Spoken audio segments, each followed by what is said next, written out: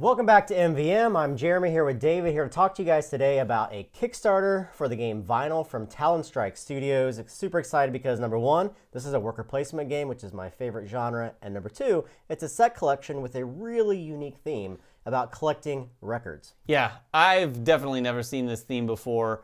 If you're younger than maybe 20 something, you might not remember, but this is all about collecting classic records, probably present day because there's a lot of sort of mint condition aspects of this game. So it's a deep dive into that old hobby. So this is a prototype version that you're seeing in front of you. If you look at the Kickstarter page, you're going to notice that all these albums that you're collecting will now have artwork not only on the front side, but you're also going to flip them over and see artwork on the back side, which gives it a lot more theme when you're trying to collect these and visual recognition when you're looking at them. So the records come in 4 different genres. You have pop, you have jazz, you have country, and you have rock. Each of these is represented by an album, and in the upper left-hand corner, it tells you exactly which of those genres it belongs to. There's also a number of icons. They can come from specific eras, such as the 50s or the 60s or the 70s.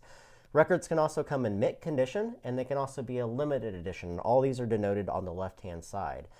You also have a number of victory points. When this card is completed and added into your active collection, it's going to give you an X number of victory points.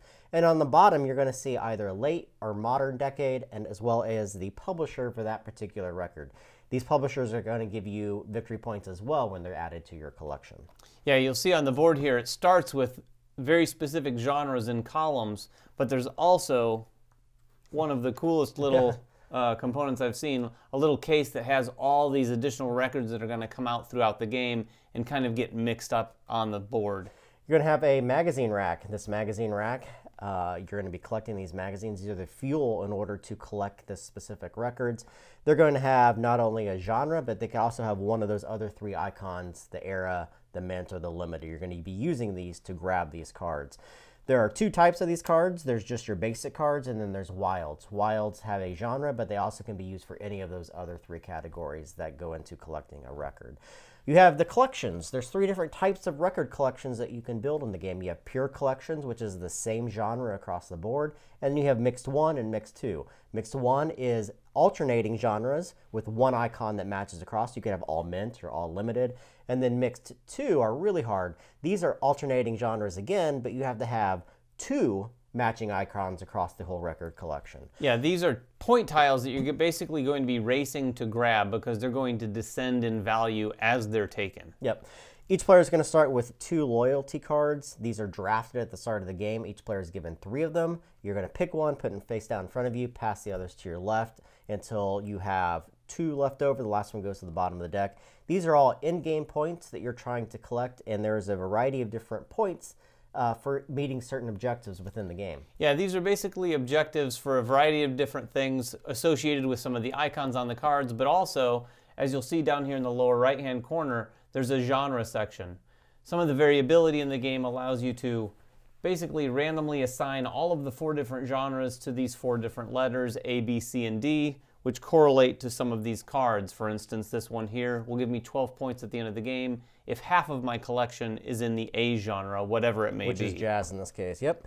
Each player is also going to be given a player board. On this player board, you're going to have 2 places for record collections. You can only have 2 record collections, so it's very important when you build out your collections that they're not placed anywhere in front of your tableau. They have to go into specific ones, and there's orders and ways that you have to build those out. We'll talk about those in a moment. You can also have 1 card on layaway. So if there's a card that doesn't exactly fit into your record collection at the right time, you can put it on layaway and then fulfill that card later and add it to your active collection. And on the bottom, you have all of your retired collections. You're going to be fulfilling these, scoring them for points, and then getting different types of rewards for them through the course of the game. And in the center, you're going to see your distribution of all your different types of cards, plus any publication bonuses. As you collect more of the same type of record publishers in a specific collection, you're getting additional points for fulfilling those. Let's talk about the actual gameplay itself. As I said, everyone's going to start with some loyalty cards. You're going to start with an X number of magazines already in your hand. The start player is going to be given 5 of these, and then the second and third player will be given 6, and then the last player is going to be given 7. This is a worker placement game, and there's a variety of different spots on here that you can go to. You have the magazine rack, you have 2 record bins, you have a sales bin across the bottom, and then you have the front counter.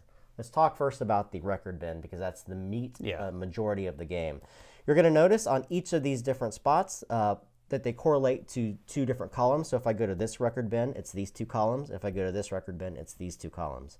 The bottom location in each of these worker placement spots is the place you're actively going to take that action. If there is another player in that location, it's going to bump that player up, and they get a bump action that's taken after the active player takes their specific turn. Each of these worker placement spots has two basic actions, typically has two basic actions that you can take, the left or the right. So it's up to you to decide what you want to do. Each of these record bins work in the exact same way. So let's talk about the active action that you take there. Basically what you're doing is you're giving away some of your magazine cards in order to gain one of the records into your collection. This is all about matching icons. So if I wanted to collect this record right here, I'd have to give up a country, I'd have to give up a 60s, I'd have to give up a mint, and then I'd have to give up a limited. That allows me to collect that record. All of these go to the discard pile. I collect this, I immediately get 8 victory points, and I add it to my active collection. Now there are rules to how you get to place these.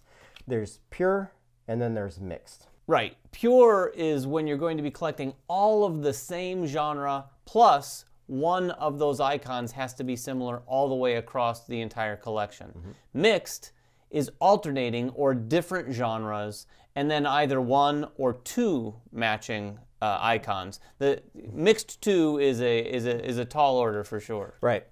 If you decide that you can't collect this right away and add it to one of your collections, you can also put it onto layaway. In that case, you just have to match one of the icons. You keep that card underneath of it, and then you put it onto your left side of your player board to note that that card is on layaway for you. You can only hold one card on layaway, period, unless you have some abilities that allow you to do otherwise. As soon as that card is vacant, you're going to refill from the stack and simply put a new card into that location. If it's taken from the center, there's obviously going to push down towards the bottom. Now, the bump action. The player that gets bumped also gets to take an action in that spot. Yeah, so the first option for the bump player in either of these spots is to actually fulfill one of those layaway cards. If he had a card in layaway, he's able to take cards from his hand, continue to fulfill that, and then bring it over into one of his collections. Yep. Alternatively, they are able to take one of the cards that was just used by the player in the primary spot into their hand. Yep. Note that you cannot take a wild card that someone used, but any other card they used to do whatever they were doing in that action, you get to take one of those into your hand. If it was just a wild card, they can simply draw one from the top of the stack if they so wish. So both of these actions work in the exact same way. Let's go all the way down to the bottom because that is the sales bin. When you go to the sales bin, you get to, just like the record bin, you get to fulfill any one of those that you so wish.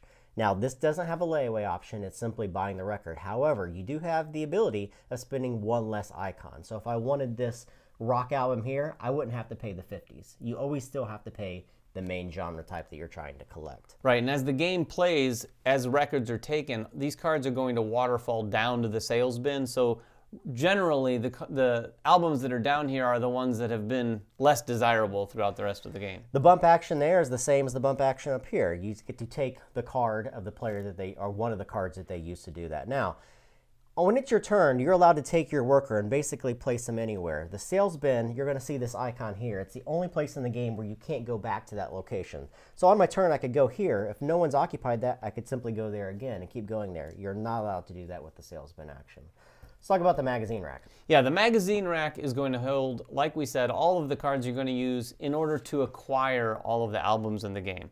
So when you go to the magazine rack, the primary action is going to allow you to take 2 cards. You can either take 2 cards face up, you can take 2 cards off the stack, or alternatively, you can take 1 wild card face up. And it should be noted, if you take 2 cards off the top of the stack and the first one is a wild card, you just won because you get to still draw another card. You might be able to get 2 wild cards, but you're definitely going to be able to get 2 cards taking from the stack. If you were in that location and someone bumped you up, there's 2 different things you could do. Either you get to draw 1 card from the top of the stack yourself and add it to your hand, or alternatively, you can draw 2 new loyalty cards. Again, these are the cards at the end of the game that give you victory points for a variety of different requirements. When you draw those 2, you're going to look at your hand of 4 at that point and then pick 2 new ones. So it allows you to cycle out things that you don't think you're going to meet by the end of the game.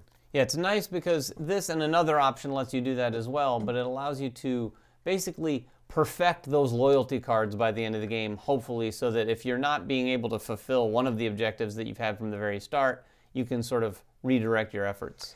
The last spot in the game is the front counter. When you go to the front counter as the active player, you're allowed to fulfill any one of the layaway cards that you have here, just like the other action.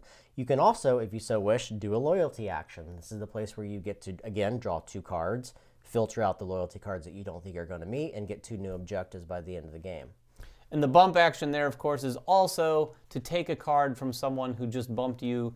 When they use the primary spot, you can take one of the cards they use to do that action. Now, anytime on your turn, if you're able to meet the requirements of one of those collection records, you're allowed to actually retire one of your record collections. So in this case, you're going to notice that I have pop records, which means it's a pure album or a pure collection, and then I have one icon that matches, that's 60s. If I so wish, I can retire these 2 cards, making room for more collections. You simply put the cards together, flip them face down, and then collect the reward that's available. In this case, it is a pure 2. And I go up here and I would collect 7 victory points, meaning that the next player that collects a pure 2 is only going to get 6 points as it goes down. Yes, those are going to go quickly, and it really plays into how you play your game. You can go for very small collections, retire them, and take a lot of little tiles, or you can save up and try to get that pure 5 collection for 25 points if you're the first one to do it. So as the game progresses, a lot of these spots are going to be missing. You're going to be refilling from this record bin. There are 4 spots in the game with these cards in them. These are going to do a couple different things. One, when this is shown, so at the end of that player's turn who reveals this, all the cards in the magazine rack are going to be discarded and 4 new cards will come out. The next thing is that all 4 cards across the bottom, which are the sales bin, are going to be recycled, and then all these push down and new cards are going to fill that. The last one that pops up is the game end. So you're going to go through this entire record bin before the game actually ends. When the last one pops up, everyone gets one final round, and then you're going to add up all your victory points. The majority of your in-game victory points are going to come from your loyalty cards themselves. Now, there's also some expansion stuff that we talked to the publisher, Jason, just today. and he mentions, well, actually, we played with it, so we can probably talk a little bit about what they are. There's a chart topper, which is a really cool board. This is actually going to be changed in the final version, but each of these is going to have a different type of the genres that moves up, that when you push them up to certain locations, you are getting benefits from doing it. Plus, at the top, when you have, at the end of the game, you're going to look at all the different record collections that you have, and you're getting victory points depending upon how many communally everyone moved that up at the end of the game. Yeah, that's a really cool additional element to the game. Another module that they're talking about are cards that you're going to be able to acquire through a different player board that's possibly available. So as you move up and achieve different genres, different icons, you're going to be able to acquire effectively cards that give you some benefits or some additional like scoring. Ongoing player powers, and you can collect a variety of those. So this is a very cool game. Like we said, there's really nothing, I mean, there's set collection games and worker placement games that are mixed together, but this genre, there is nothing out there about collecting records, which is really cool. No, the genre is really cool, and I have to say I really like the whole bump mechanism from the worker placement. I've personally never played a game like that, but I really like the idea. It kind of adds a little extra flavor to the worker placement, because even when it's not your turn, you're still going to be engaged. Beautiful looking game. Again, this is Vinyl from Talon Studios. It's on Kickstarter right now. If you guys have any questions about the game, make them in the comments below. We'll answer them for you. Subscribe to us, follow us on Twitter and everything else that we do. And we'll catch you guys next time. Bye-bye.